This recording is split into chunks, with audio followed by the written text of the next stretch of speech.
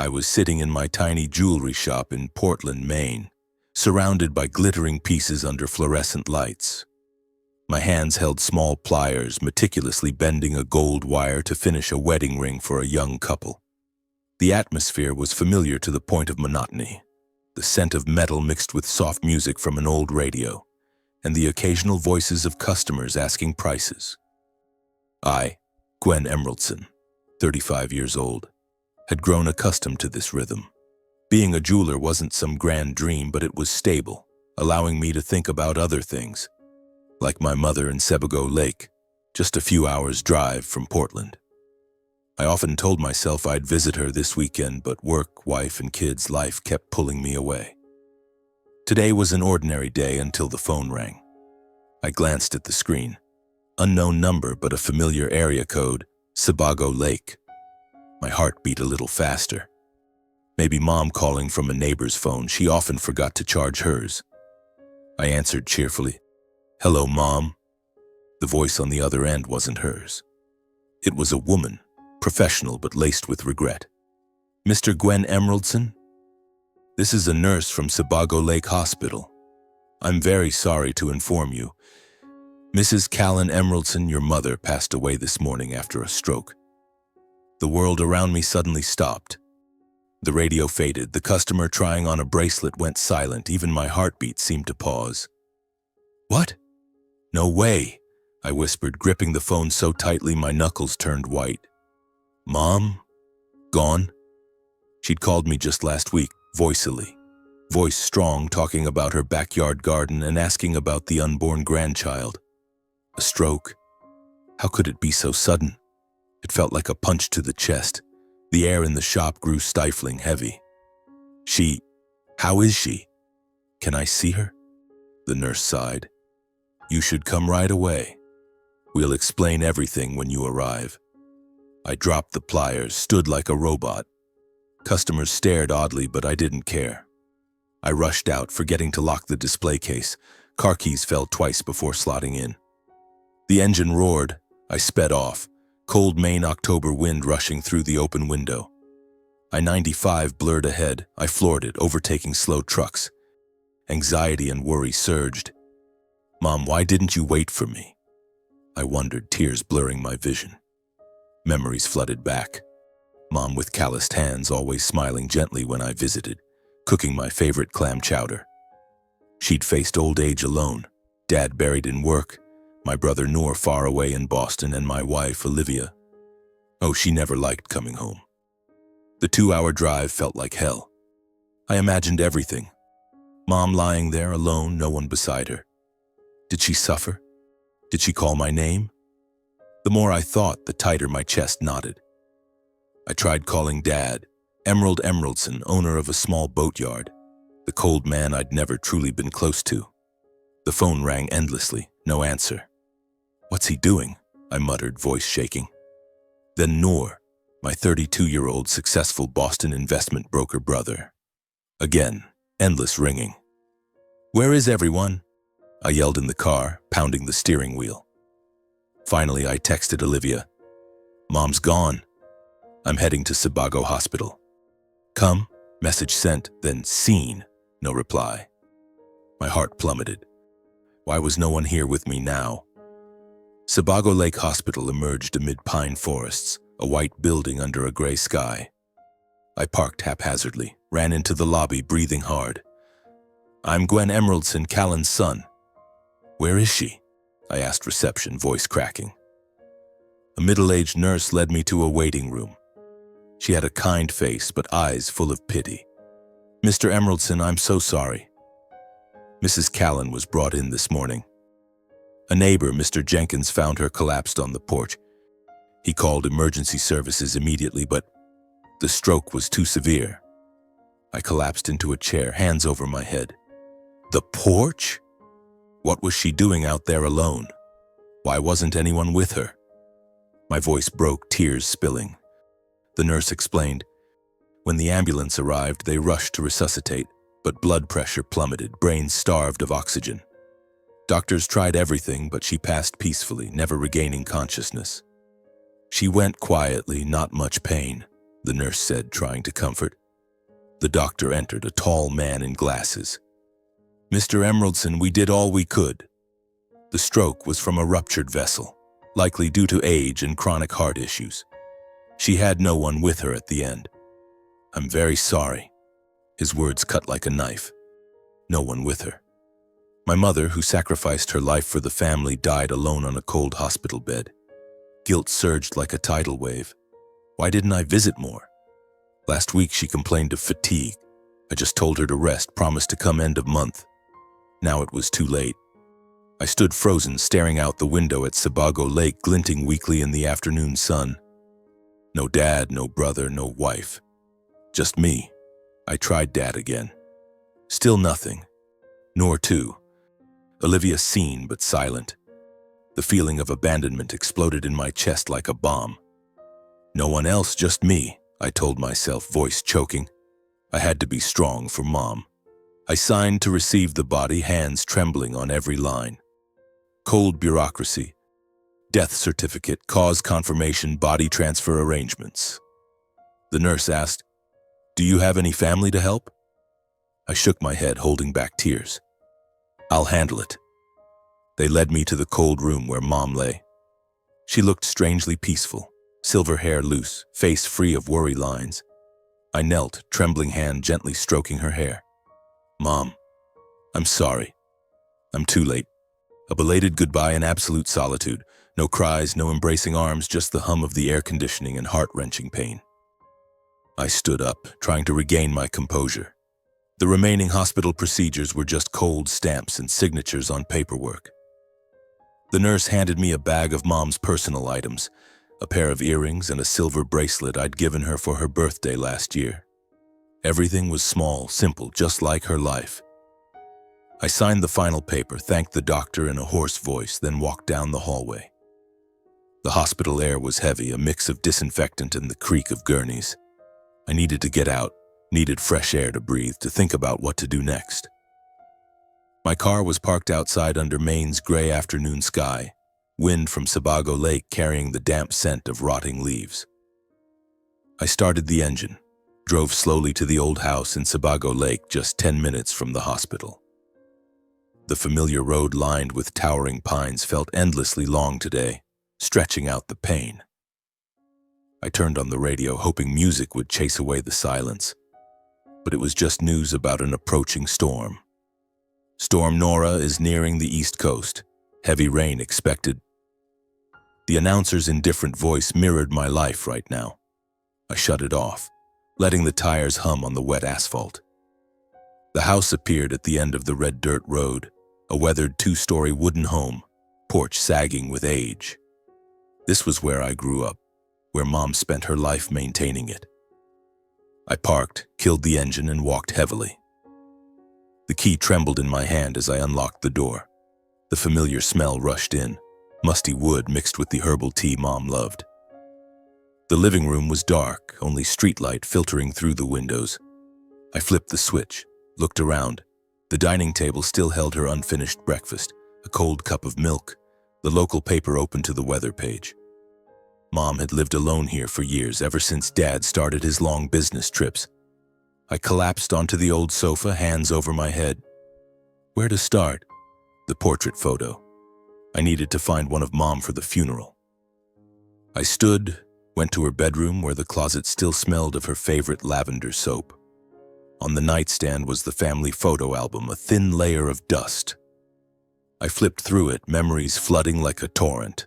Photos of me and Noor as kids, grinning by the lake. Mom young, standing beside Dad on their wedding day. She was beautiful, long black hair, radiant smile.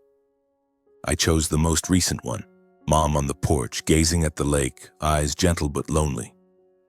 "This one, Mom," I whispered as if she could hear. I slipped it into my pocket, about to leave when my phone buzzed. A social media notification. I opened it thinking someone had heard and sent condolences. But no. It was a tag from one of Dad's old friends. The photo. My father, Emerald Emeraldson, 64, on Kennebunkport Beach, arm around a young woman, probably my age, both smiling flirtatiously in the sun. Blue sea, white sand, cocktails in hand. Caption: fun weekend getaway with friends. My heart stopped. Kennebunkport, just a few hours drive, not some distant business trip. And that woman, not the first time I'd suspected, but now it was clear.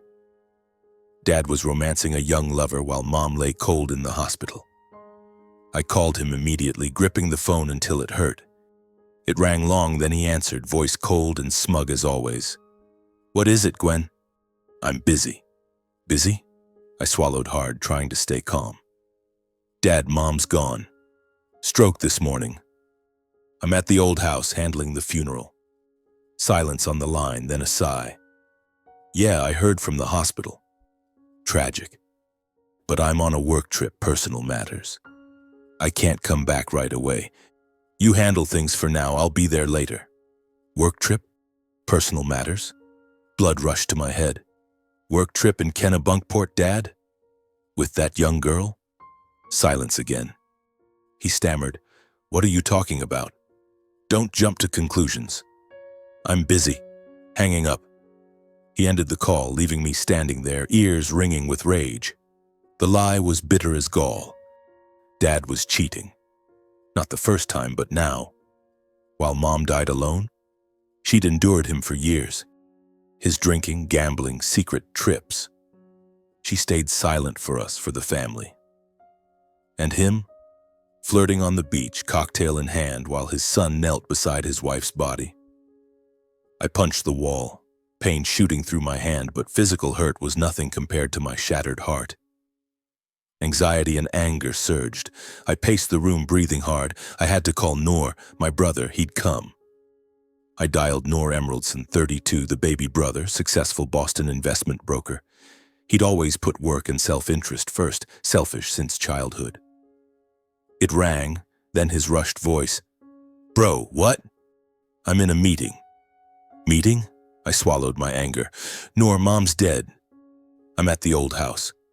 Come back. The funeral's tomorrow." He sighed, papers rustling audibly. "Damn, that's serious.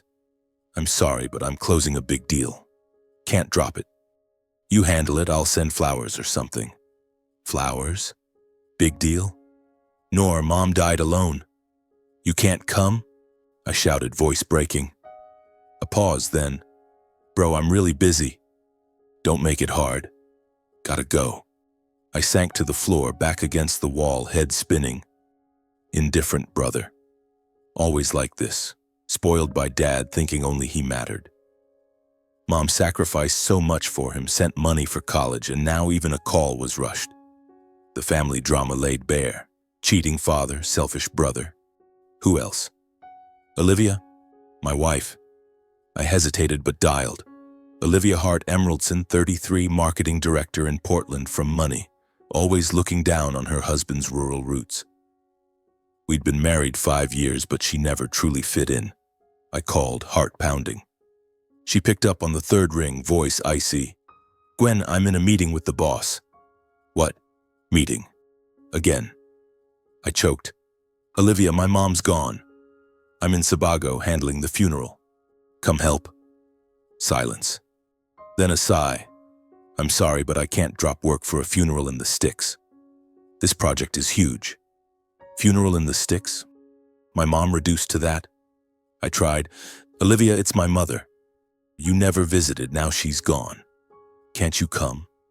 I need you." Her tone sharpened. "Gwen, you're always dragging me to that backwater. I can't stand it. If you insist, let's just divorce. I'm tired." "Divorce?" My heart squeezed. "You mean it?" I whispered. "Yes, hanging up." In one day, I lost my mother and faced bitter truth. Cheating father with a young lover, indifferent brother with his big deal, wife turning away and threatening divorce. I sat on the cold floor, tears streaming. Anxiety and pain crashed like waves. Why did everything collapse at once? I thought family was a foundation, but now it was illusion. Dad flirting on the beach, Noor signing contracts in Boston, Olivia in her fancy office. And me? Alone with Mom's body and the coming funeral. I stood, wiped my face, tried to focus. I had to act. I cleaned the house, swept fallen leaves from the porch, where Mom collapsed. Every motion cut like a knife, but I had to. I called Lakeside Funeral Home, arranged details. Viewing time, fresh flowers, casket. The staffer was sympathetic. "You alone? Need more help?" I smiled sadly. "Thanks. I'll manage." Rain started pattering on the tin roof like urgent drums. I found more old photos, organized belongings, called neighbors to inform. Mr. Jenkins, who found Mom, called back, "Gwen, I'm so sorry." Callan was kind. "I'll be at the funeral. At least the neighbors." Rain intensified, wind howling through cracks. I sat at the dining table, staring at Sebago Lake shrouded in mist. Emptiness enveloped me like thick fog. I thought of Mom. How had she lived? Sacrificing for Dad, for us? What did she get?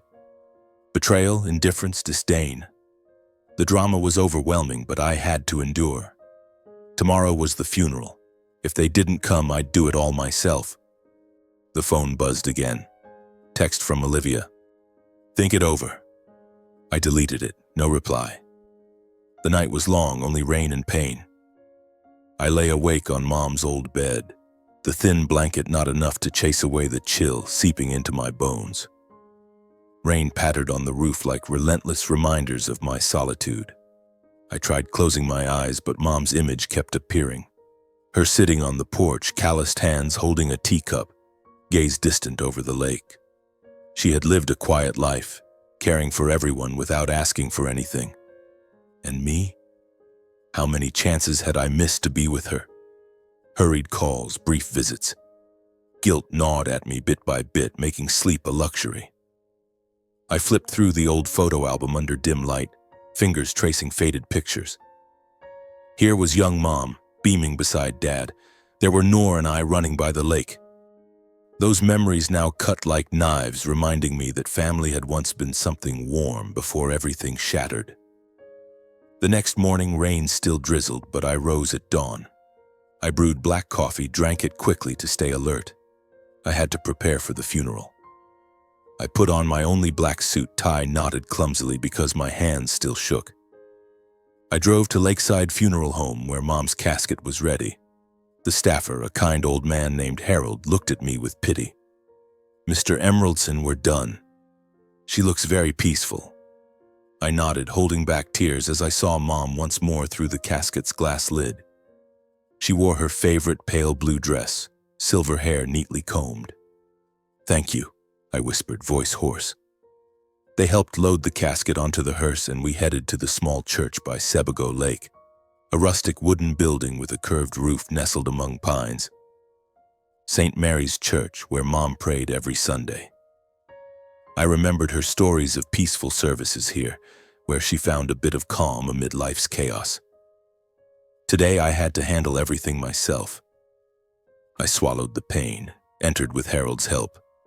The air inside was cold, old wood mixed with faint incense. I arranged flowers, pure white lilies Mom loved, placed around the casket. I personally attached the portrait, the photo of her on the porch, gentle smile, onto the wooden stand. Every motion was careful, like Mom taught me. Always do things properly. "Son, don't rush. Do it right," she'd say. Now I did it all for her, though my heart was breaking. I checked the microphone, chairs, and Bible on the altar. The priest, Father Thomas, a tall, thin man with snow-white hair, arrived early to help. He patted my shoulder. "Gwen, you're strong." Callan was a wonderful woman. "We'll make this a warm service for her." I nodded, but anxiety filled me. Would Dad come? Would Noor change his mind? Would Olivia reconsider? I kept glancing at the church door where rain still tapped the porch. The path to the church was empty, only a few neighbors' cars parked early. I told myself, maybe they'll be late. Maybe. Visitors trickled in, only a few of Mom's old friends and close neighbors. First was Mr. Jenkins, who found her collapsed on the porch. He entered, hat soaked, hugging me tight. "Gwen, I'm so sorry." Callan was like a mom to me. She always brought homemade bread. I bowed in thanks, voice choking. Thank you for being there, Mr. Jenkins. Without you, maybe... I couldn't finish, but he understood, patting my shoulder. Then Mrs. Martha, Mom's pottery partner from the backyard studio, arrived with wildflowers from her garden. Callan was the kindest person I knew, she said, tears rolling. She lived for others, never complained. Remember when I was sick? She brought soup to my bed. They gathered around the casket, sharing stories about Mom. A small group, just a dozen, but their whispers warmed the air. Harold from the funeral home recalled Mom fixing the church roof after a storm. She wasn't afraid of dirt, hammered nails like a man. Mrs. Sarah, next-door neighbor, added, Callan was simple, wore old dresses her whole life, but her heart was huge. She taught my kid pottery, said hands create beauty. I listened, heart warmed yet aching. These people, strangers to my city life, truly cared for Mom. They shared, smiled sadly through tears, and I stood holding back sobs. But throughout, I kept looking at the door. Every car passing outside made my heart race. Maybe Dad, I thought, imagining Emerald walking in remorseful. Or Noor in his shiny Boston suit apologizing for lateness, even Olivia, golden hair and forced smile. But no. The church door stayed still, only wind slipping through cracks with lake chill. The service passed in silence. No family arrived. I tried staying calm, but disappointment surged like Sebago in a storm. How could they be so heartless? Father Thomas began the rite. His warm voice echoed in the small church. Today we bid farewell to Callan Emeraldson, a gentle soul who lived a life of love. He read prayers. Everyone bowed. I sat front row, hands clenched white. Each prayer reminded me of the family's absence. When he spoke of Mom's life, from devoted wife to sacrificing mother, tears streamed. Neighbors nodded, added memories. Mrs. Martha stood, voice trembling. Callan wasn't just a friend. She was family. She taught me life is about giving, not taking. I listened, grateful for them, but the family void deepened. After prayers, people lined up to console. One by one, they hugged me, whispered comfort. Mr. Jenkins, stay strong, Gwen. She was proud of you. Mrs. Sarah, you're a good son. Always visited. I bowed to each, voice choked but polite. Thank you for coming. Mom would be happy. Each hug was a bit of warmth, but also a reminder of blood relatives' absence. I glanced at the door one last time, hoping for a miracle, but only rain outside. The final rite ended with a familiar hymn, voices trembling in harmony. The casket was carried to the cemetery beside the church, a small plot under pine canopy. Rain had stopped, but ground was soggy. My shoes sank in mud. Father Thomas led. Everyone followed silently like shadows. They lowered the casket, sprinkled earth, prayed last. Callan, rest in God's arms, Father Thomas said. People quietly left, patting my shoulder before driving off. Mr. Jenkins last, call if you need anything, Gwen. I nodded, watched them go, cars fading on the red dirt road. Only I remained before Mom's grave. Freshly dug, soil still loose, simple stone marker. Callan Emeraldson. Wind from the lake carried damp earth and rotting leaves. I knelt, hands stroking cold ground.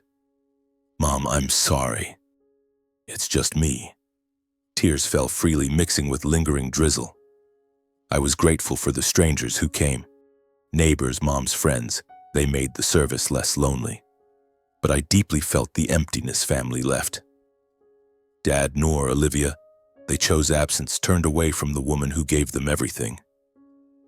This abandonment drama was an unhealing wound, making me wonder, what is family if not being there in pain? I sat for hours, memories replaying like slow film. Mom sick, me caring, her weak smile. You're here, I'm better. Rare family dinners before Dad's personal matters. Noor as a kid, chasing me by the lake before selfishness. Olivia in early marriage, trying to understand my roots. Now all shattered past. Sunset over Sebago, lake turning sad orange. I stood, wiped tears, whispered, "I'll live well, Mom. For you." I left the cemetery, steps heavy, heart anxious for days ahead. The funeral ended, but the pain had just begun. I remember my childhood years when everything was simple and warm. Callan Emeraldson, my mother, was just over 40 then, a gentle, capable woman with calloused hands from endless work. She spent her days in the small pottery shed behind the house, a humble wooden hut with an old kiln and shelves full of clay. I often sat beside her, watching her knead vases and cups, her eyes always soft despite the sweat beading on her forehead. "Look, Gwen," she'd say gently. "Clay is soft, but it needs fire to become strong. Life is the same." She smiled, a warm smile that erased all fatigue. Her creations, simple flower vases, decorative pieces, were sold at the local market, enough to cover expenses as Dad began to falter. Mom was the one who kept that home from crumbling. She was both mother and father, managing everything from meals to clothes, schooling for Noor and me. Emerald Emeraldson, my father, around 45 then, had once been a strong man, owner of a small boatyard by the lake. But gradually he fell into drinking, gambling, and meaningless pursuits. I remember evenings he came home late, reeking of alcohol, eyes bloodshot. He'd slump into a chair, muttering about lost card games. On winning days, the house was briefly calm. He'd buy us gifts, a ball for me, a toy car for Noor, and laugh loudly, patting Mom's shoulder. "Callan, luck's with us today." But on losing days, arguments echoed through the house. He'd yell, slam the table, blame Mom for not saving money. "What do you do with my money?" he'd growl, face flushed. Mom stayed silent, head bowed, shielding us from his rages. She'd pull us into the bedroom, tell fairy tales to drown out the noise, her arms a protective shield. I remember one particular night when I was about 8. Dad lost big at the local casino, came home drunk. He smashed a vase Mom had just finished, shards flying across the floor. "Useless junk," he shouted. I trembled, hiding behind Mom while Noor wailed. Mom said nothing, just knelt to pick up the pieces, hands bleeding from sharp edges. The next morning, she rose early to cook breakfast as if nothing happened. "Your dad's just tired," she whispered to me. "Don't be angry with him." She chose silence, endurance, hoping her sons would grow up safe. She never fought back, though I saw sadness in her eyes when Dad left with the bottle. She taught me forgiveness was strength, but now I realize it was too great a burden for one woman. Noor, my brother, was spoiled by Dad from a young age, shaping his selfish, arrogant nature. 3 years younger than me, Noor was always favored, perhaps because he resembled Dad more, with curly hair and a charming smile. Dad took Noor fishing by the lake, taught him to drive boats while I stayed home helping Mom with pottery. Noor learned to boast early. "Dad says I'll be a tycoon," he'd say, clutching a shiny new toy car Dad bought. He thought only of himself, dismissing Mom's sacrifices. I remember when Mom was seriously ill, bedridden with high fever. Noor just peeked in, asked, "Mom got money for candy?" Then ran off to play. As he grew, he mocked me for being too much like her, too kind, too hard-working without seeking gain. "Gwen, stay home throwing pots with Mom. I'll make big money in the city," he'd sneer, and Dad nodded approval. Mom never blamed Noor. She hugged him, stroked his hair, said, "Son, remember to love each other." She stayed silent before his selfishness, hoping we'd grow up well. But I saw her sadness, nights on the porch gazing at Sebago Lake, eyes misty with unshed tears. She sacrificed everything. Time, health, even her own dreams. She once wanted to study painting but gave it up for family. Now in this house, I realized she was the sole pillar keeping everything from collapse. In her final years, things worsened. Her husband, my father, rarely came home. He chased new relationships, young women in nearby towns, long business trips. He left his wife alone with heart disease and lonely old age. I remember Dad's last visit about 2 years ago. One night, arguing over money, then gone again. Mom sat quietly, cold tea in hand. No complaint. She weakened, Heart irregular but managed alone. I'm fine, she'd say on the phone, voice trembling. Noor, my brother, rarely contacted. In Boston, busy with investment brokering, he called only for money or to complain. Mom, work's stressful, I need a break, he'd say, never asking what she needed. His last visit 3 years ago was to grab old things, then rush off. Boston's waiting, he laughed, not noticing how thin Mom had become. I was angry at Noor, but Mom said, "He's young, Gwen. Don't blame him." Even Olivia, my wife, added to the isolation. From a wealthy Portland family, she always scorned her husband's rural roots. When I wanted to visit Mom, she'd frown, calling it wasting time driving hundreds of miles to sit with an old, sick woman. "Gwen, I have work. Why that backwater?" she'd say, voice full of disdain. Early in marriage, she tried. Visited once, brought expensive gifts, but gradually avoided it.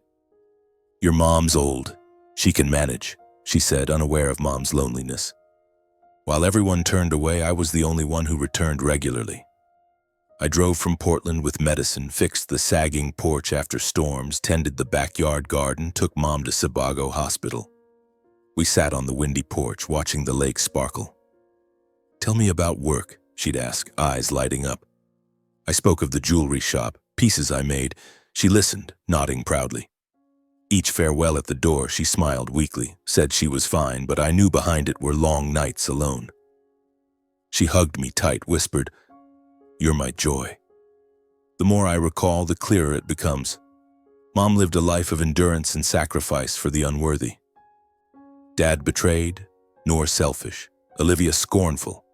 They took from her without giving back.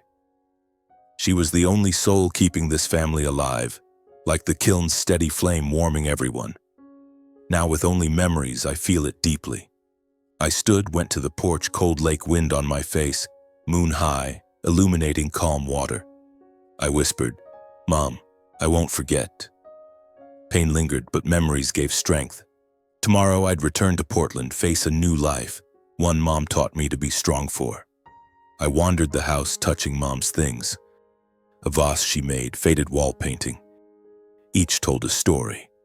I remembered age 15, Dad drunk, hitting me for talking back. Mom rushed in, took the blows.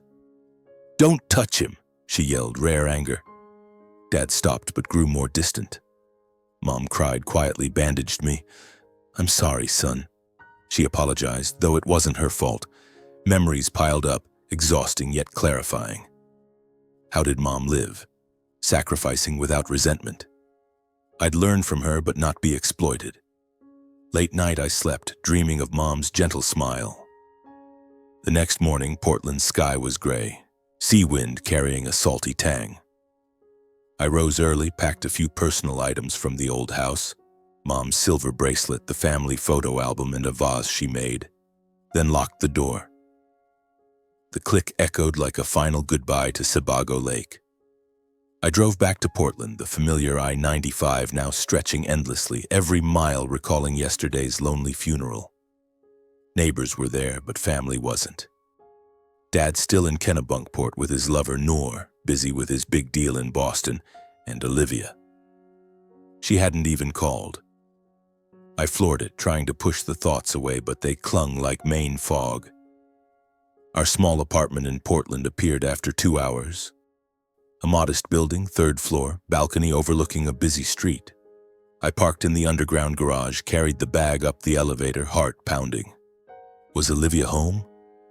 As marketing director, she often returned late, but today was Saturday, maybe relaxing with her laptop and coffee. I opened the door, her familiar perfume wafted, sweet vanilla, but now it irritated me. "Olivia?" I called, voice hoarse from exhaustion. No answer. In the kitchen, she sat at the table, eyes glued to her computer, headphones on tight. She was in an online meeting, professional smile as she spoke to colleagues. I stood watching her act as if nothing had happened. My mother just died. The funeral ended in solitude, yet Olivia was busy with work, as if my world hadn't collapsed. She ended the call minutes later, removed her headphones, glanced at me indifferently. "You're back? I thought you'd stay in Sebago a few more days." No question about the funeral. No comforting hug. That indifference was the last straw. I couldn't hold back anymore. I'd suppressed pain for days at the hospital, funeral home, cemetery, but now, facing my wife, everything exploded. Olivia, my mom's gone. Funeral was yesterday. You don't ask anything? I said, voice trembling, gripping the bag strap. She shrugged, stood to brew fresh coffee as if discussing weather. I know, you texted. I'm sorry, but I was really busy. This project's important. Boss set a tight deadline. Busy? Deadline? My heart raced, blood rushing to my head. I set the bag down, stepped closer. Sorry? That's it? My mom died alone, no one with her. You never visited, never called, despite my pleas. And every time I mentioned her, you acted contemptuous, like she was a burden. Words poured like a breached dam full of pent-up resentment. I recalled proposing, weekend in Sebago to see Mom. She'd frown. What for? Stare at the lake? That attitude now cut like a knife. Olivia paused, turned with calm, no emotion. You're digging up old stuff again. I don't like the countryside. I told you. Your mom was old, she managed. You're blaming me unfairly. I have my own life, my own work. Her casual words ignited years of bottled endurance. I'd tolerated her scorn for my family, her coldness when I was sad, late nights reeking of office party alcohol. No more. Casual? You call that casual? My mom died alone. She sacrificed her life and you never called her mom. You always despised my roots, saw Sebago as backward. Do you know how hurt she was when I said you wouldn't come? I shouted, voice breaking, finger pointing shakily. The argument erupted fiercely like the storm I'd long sensed. The small apartment grew stifling, shouts echoing off walls. I paced, trying to express the pain. You lack respect, Olivia. Your coldness and pretense toward my family. Forced smiles with Dad, avoiding Mom mentions. You think I didn't notice? I tried bridging our worlds, but you only care about work and rich friends. She fired back bitterly, face flushed. You're too weak, Gwen. Stuck in the past, clinging to that backwater. I'm tired of your whining about Mom, Sebago. Life moves forward, not backward for the old and weak. Weak? It felt like a slap. Weak? For loving my mom? For not turning away like you? You're the fake one. Smiling to faces, scorning behind backs. No one yielded. We faced each other, breathing hard, air thick. I looked into her eyes, searching for remaining affection. Early days walking Portland hand in hand, dreaming of the future. But now only distance like strangers. I realized nothing, love or understanding, could save us. The marriage had cracked long ago from small fights over money, work, family. Mom's death was the final drop. You don't understand and you don't want to, I whispered, weary. She shook her head. You're the one who doesn't. I can't live like this. Olivia quietly entered her home office where she spent hours with laptop and papers. I stood, heart chaotic, anxiously awaiting an apology, a hug. But no. She returned minutes later, holding a paper, placing it gently on the table. I looked. Divorce papers, pre-signed, her neat signature dated 2 weeks ago. As if prepared for this moment, waiting for the chance. My heart stopped. You already signed? I whispered, voice breaking. She nodded, eyes averted. I think it's better. We're not compatible anymore. I stared at the paper, speechless. Her signature was the final knife severing the bond. I felt I'd lost the last family tie, mom gone, dad betraying, brother indifferent, now wife leaving. Pain surged, not anger but vast emptiness. I sank into a chair, fingers tracing the paper, wedding memories flooding. Portland ceremony, Olivia radiant in white, early trips, movie nights in each other's arms. But distance grew. She climbed careers, I kept the small jewelry shop, my family a burden. Where will you go? I asked hoarsely. She shrugged. Hotel for now, then move out. She turned, grabbed her bag, left without looking back. The door slammed, leaving me alone in the silent apartment. I sat hours staring at the divorce papers, tears streaming. The drama was overwhelming. Lost mom, lost wife in 1 week. I thought of mom. Endured dad for years without divorce. For us. Me, I refused fake living. I stood, tore a corner, but stopped. Just sign, end it. I called a lawyer friend, voice shaking. Need divorce advice. He scheduled tomorrow. That night I lay staring at the ceiling, memories jumbled. Olivia once loved me, but that love died slowly. Next morning I rose, brewed coffee, started a new life. Alone. I returned to the jewelry shop, tools in hand, mind chaotic. Customers asked, "You okay?" I forced a smile. Fine. But not. I called Noor, hoping comfort. He hung up quickly. Bro, busy. Dad didn't answer. Truly alone. I thought of Sebago, mom's grave, told myself, be strong. But pain smoldered, an unhealing wound. Days later, Olivia moved out. We met at a cafe, signed papers. She was cold.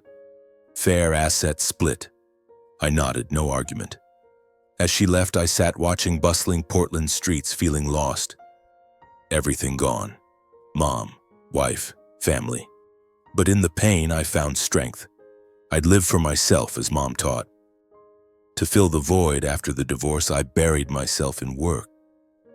The small jewelry shop in Portland became my refuge. I rose at dawn, opened earlier than usual, spent hours bending gold wires and carving gemstones.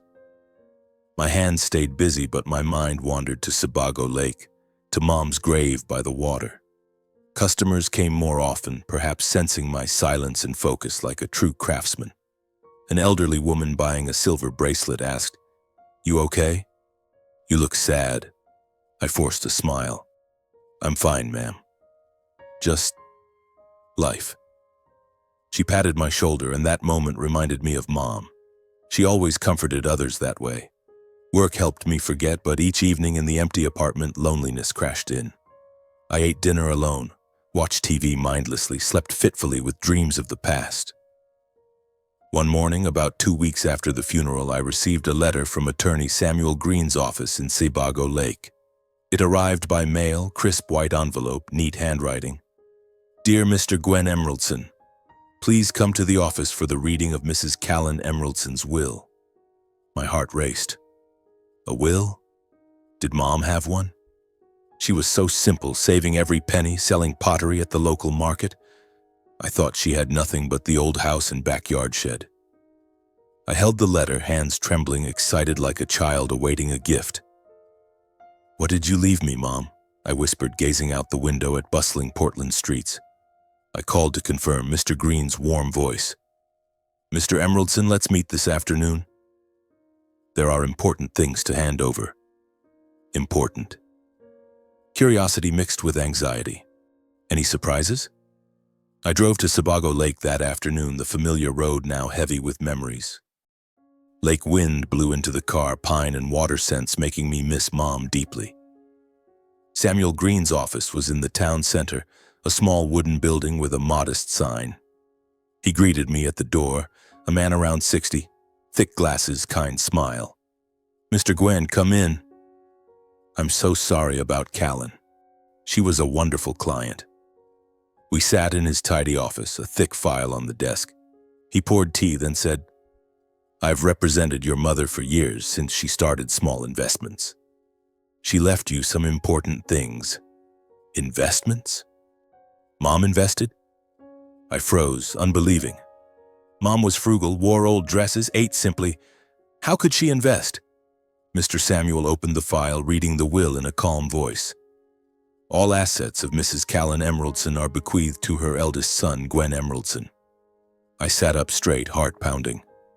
"All? What did she have?" He continued listing.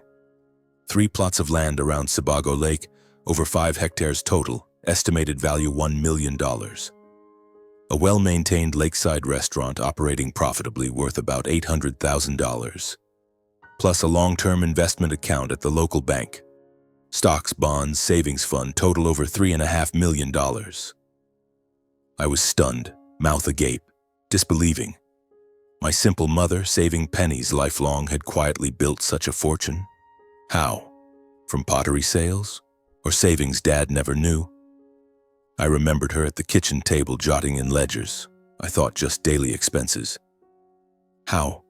How is this possible? I whispered, voice faltering. Mr. Green smiled. Callan was smart. She invested since the 80s, bought cheap land, opened the restaurant with friends, saved wisely. She wanted it for the deserving one. I sat reeling. Excitement, shock, gratitude swirled. Mom did it all silently while Dad drank and gambled. Noor was selfish, Olivia scorned. She sacrificed, but not in vain. She built my future. Mr. Samuel handed me a sealed handwritten envelope, dated weeks before her death. She asked me to give this after the will, he said. I opened it, hands shaking, Mom's neat script on white paper. My dear son Gwen, thank you for always being with me when others turned away. Your dad has his own matters, nor chases work. Your wife dislikes the countryside. But you came, brought medicine, fixed the porch, sat with me by the lake. I leave everything to you, not because you're the eldest, but because you're the only one who didn't forget me. Tears rolled, blurring the words. She continued, I ask you to keep the pottery shed. Open it for the town's poor to learn and work, so the flame I kept doesn't die. Live well, son. I love you. Her words cut like a knife but gave strength. I understood. The gift wasn't just money, but a mission.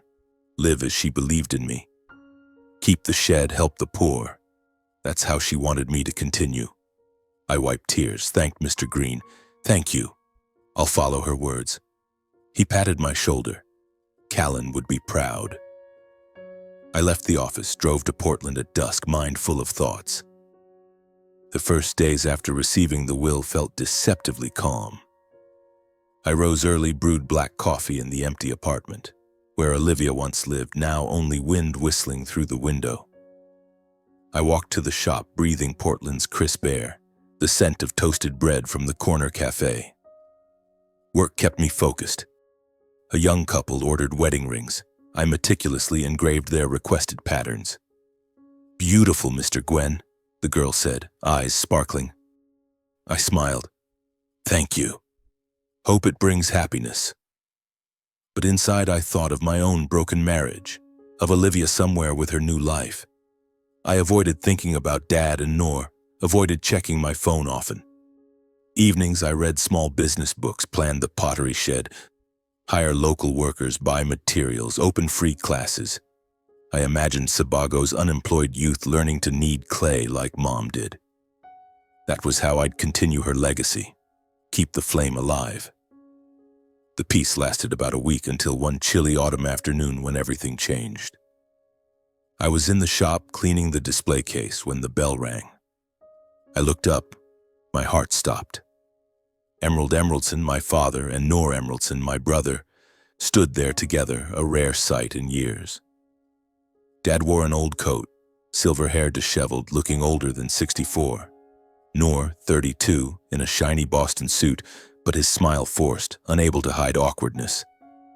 They acted unusually close, Dad patting Noor's shoulder like bonded father and son. Gwen, my boy, Dad said, voice falsely warm. Noor cut in. Bro, we just want to visit and talk family. Visit? Family? I froze, anxiety surging. They knew about the will. News spreads fast in a small town like Sebago. I stood, said nothing, just nodded them in. We sat around the small shop table, air thick as before a storm. Dad started with fake sympathy, voice trembling like bad acting. Gwen, I'm so sorry. We all regret not being with Callan in time. She left too suddenly. I was busy, but now I see I was wrong. He paused, Noor nodding along. Noor forced a grin. Exactly, bro. Family should manage Mom's assets together. Brothers lean on each other, don't let money divide us. Money? There it was, the real reason. Not regret, but the will. My heart pounded, anger rising, but I held it. I sat silent, stared, then slowly recounted, calm but sharp, Mom's final lonely years. Mom lived alone in the old house, severe heart issues, but never complained.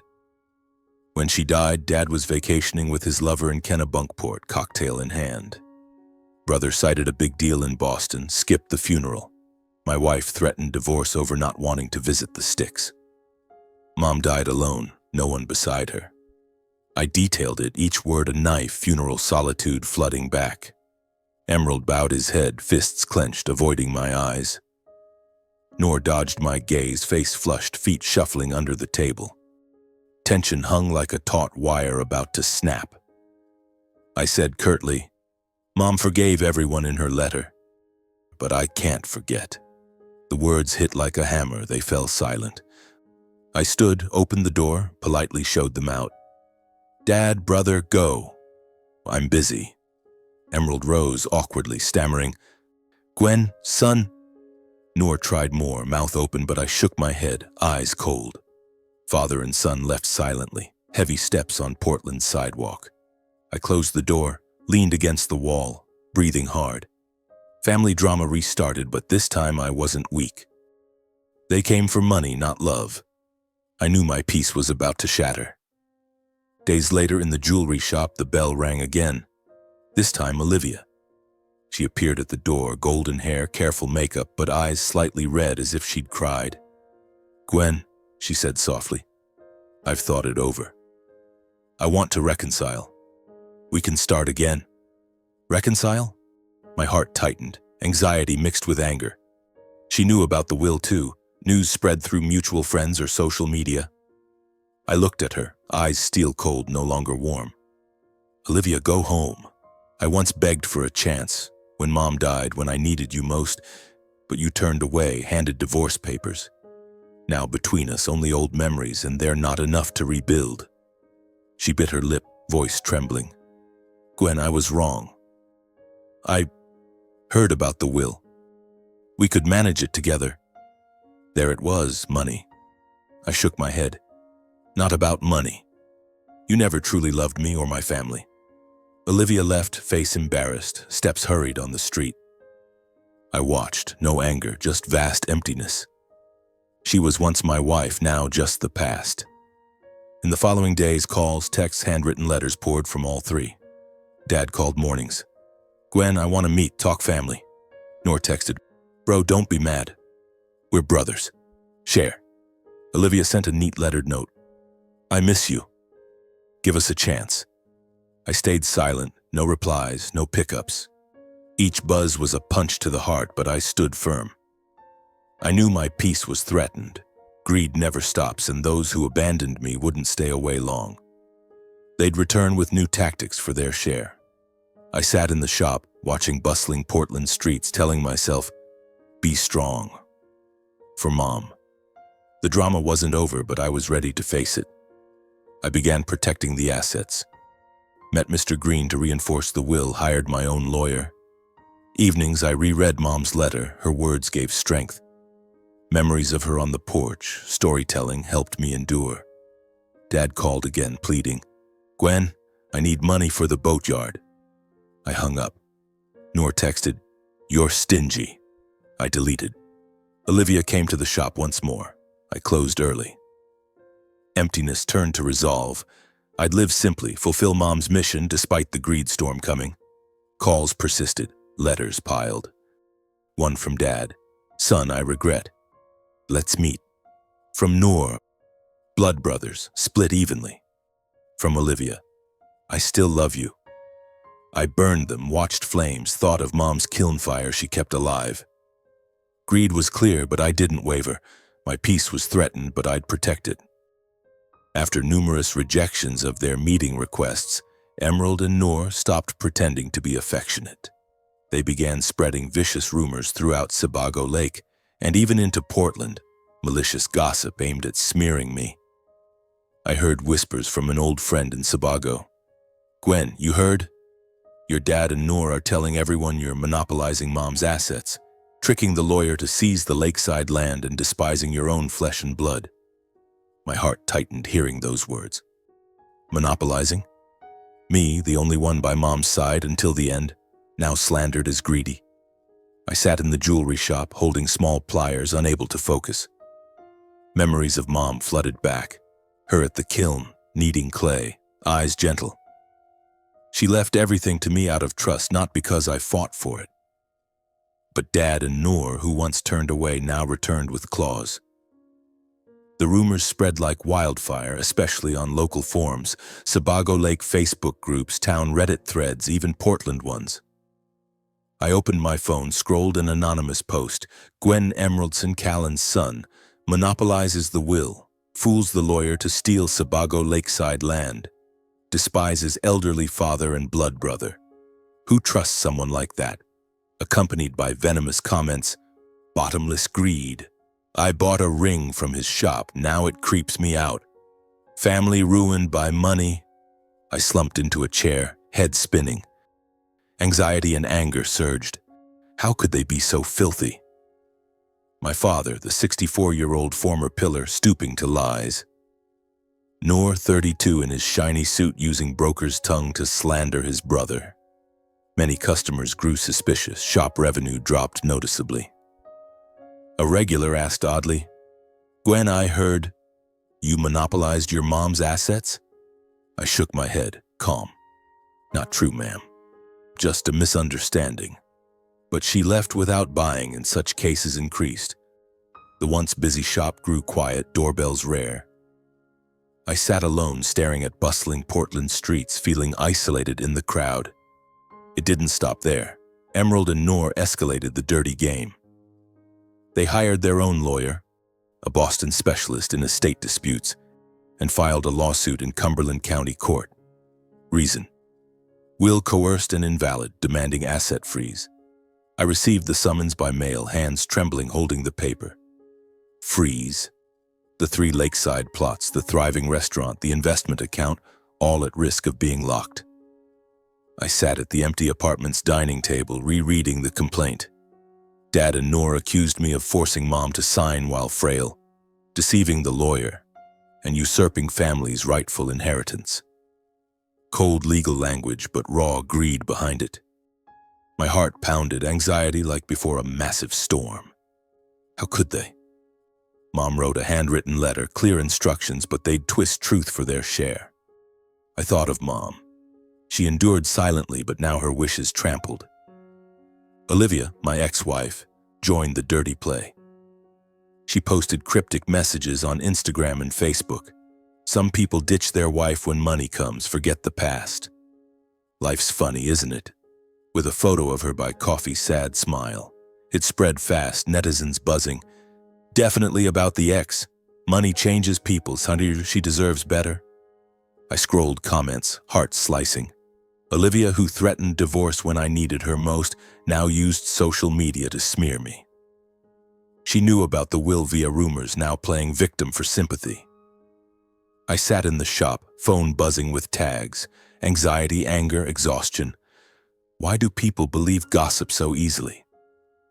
I remembered early marriage, Olivia saying, "You're my everything." Now, just greed and resentment. I stayed silent. No defensive posts, no argumentative calls.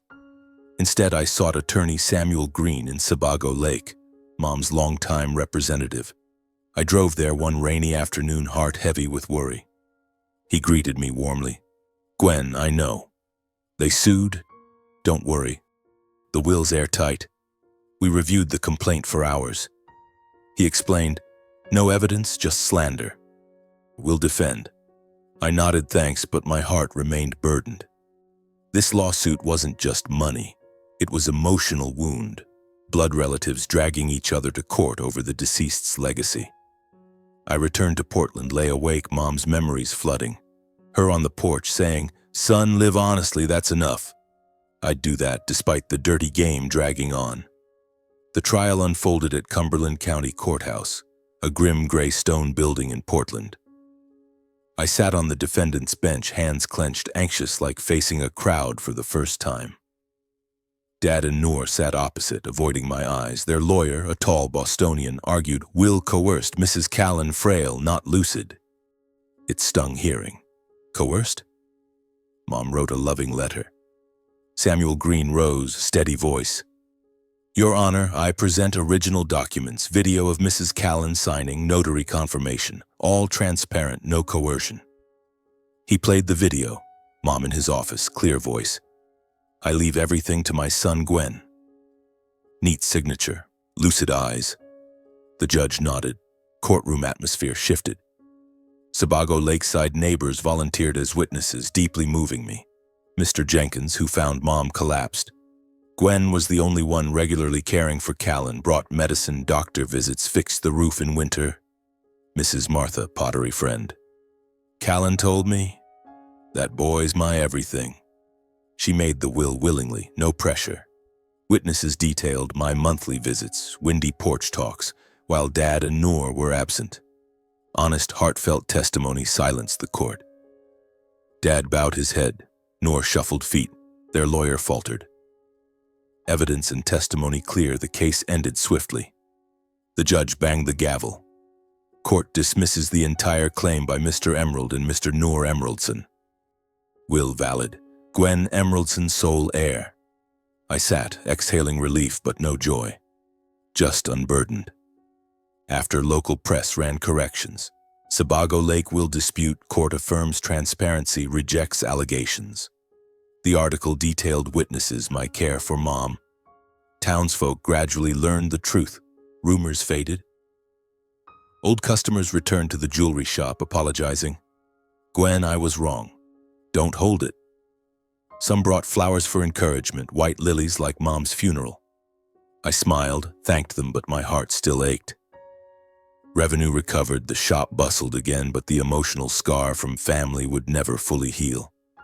Dad and Noor, blood relatives, slandered me in court and public. Olivia posted smears online. How to forget? I thought of Mom. She forgave, but I couldn't. From then I decided to escape the noise, start anew, using Mom's inheritance to restore the pottery shed and fulfill her final wish. I sold the Portland jewelry shop, packed simple belongings, and drove permanently to Sebago Lake. The old lakeside house was now mine. I'd expand the shed, buy new kilns, quality materials, open free vocational classes for the poor. I envisioned Sebago's unemployed youth arriving, kneading clay, finding hope as Mom taught me. The flame won't die, I whispered, gazing at Sebago sparkling in the sun. Family drama ended, but a new journey began. Living honestly, helping others as Mom wanted. I visited Mom's grave often, telling her about the trial. Mom, I won, but I'm tired. Lake wind brought peace. Dad called again, weak voice. Gwen, I was wrong. I hung up. Noor texted, Bro, forgive. I deleted. Olivia posted anew, but I blocked her. Wounds deep, but time would heal. I started repairing the shed, hammer in hand, nailing like Mom did. Each strike a step forward, away from filth toward light. Weeks later, the studio took shape. I hung the sign.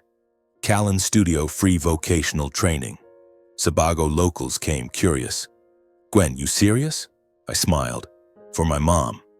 They joined, clay kneaded under hands, laughter echoing.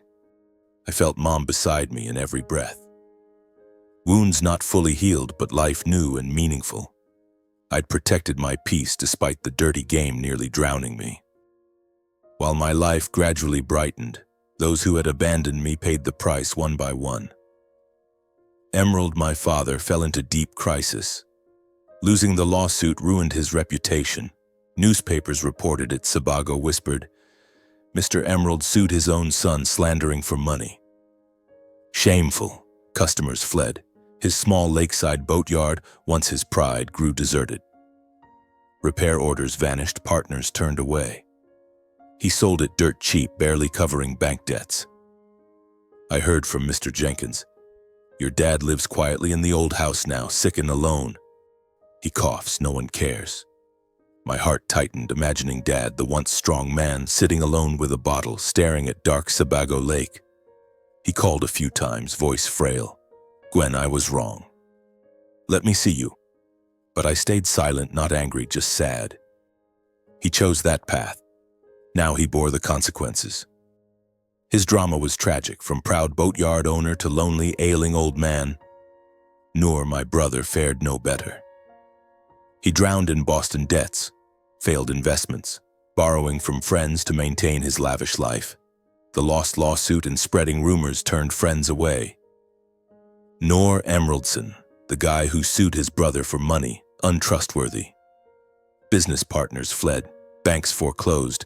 Noor sold his luxury Boston condo, left the city with old suitcases. I heard he scraped by in a nearby small town, odd jobs to pay debts. Once, Noor called, voice shaking. "Bro, I need help." Just alone, I shook my head over the phone. "Noor, handle it yourself. I've helped enough." Noor's drama was dramatic. From arrogant broker boasting cars and parties to a wandering debtor in isolation.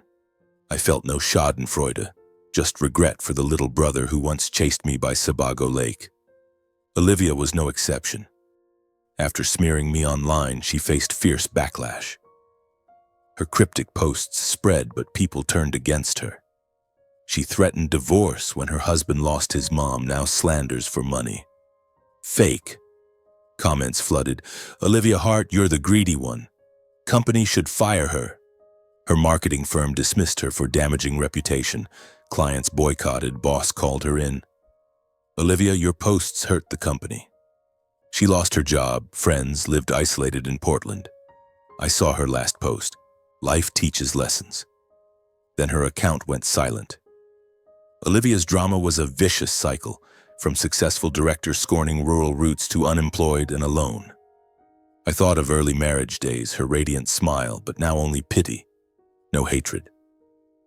While those who abandoned me paid the price, I chose silence and compassion.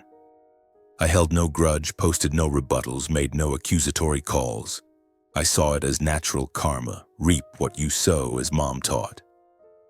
Dad's drinking led to sick isolation, Noor's selfishness to crushing debt, Olivia's scorn to total loss. I sat on the porch, gazing at peaceful Sebago Lake, whispering, "Mom, I'm not angry at them. Just sad." Compassion isn't instant forgiveness, but release to move on. I focused on the studio, teaching classes, helping the community, finding joy in students' smiles. Each morning, I opened the studio, breathed lake-damp air, felt Mom's presence. In every breath, every good deed continuing her legacy. She seemed by the kiln, stroking clay, whispering, "Well done, son." The story spread. The pottery studio became a symbol. Local TV filmed Gwen Emeraldson, from will dispute to community bond. Students grew, from 10 to 30, then 50. We made pottery sold at markets, revenue reinvested in classes. One evening, Tommy, first student, gave me a vase he made. "Mr. Gwen, thank you. I have a job now." I hugged him, tears rolling. Past drama faded, replaced by new light. I repaired the elementary school, funded scholarships. A poor girl got books, beaming. "Thank you, Uncle Gwen." The nursing home received new beds. Elders hugged me. "You're just like Callan." Each act honored Mom. But wounds remained. Nights I lay awake, recalling the lawsuit, slanders. I walked by the lake, wind blowing, telling myself, just karma. Dad sent a final letter. "Son, I'm going soon." I didn't reply, but prayed for him. Noor appeared in Sebago once, gaunt. "Bro." I gave him bread, no money. Olivia texted, "I was wrong." I deleted. Compassion means that, not aiding the unchanged. Each morning opening the studio, I felt Mom. In soft clay, warm kiln fire, community laughter. Life meaningful, light after darkness. I'd found true peace. Now for the message, lessons, and advice from this story. The core message. Genuine love and filial piety will always be rewarded, even if belatedly, while greed leads only to isolation. Lessons learned. Cherish family while you can. Don't let money cloud bonds. Patience and compassion aren't weakness, but strength to overcome adversity. Advice for you. If distant from loved ones, call, visit, don't wait until it's too late. In facing greed, choose silence and good deeds, for karma handles the rest.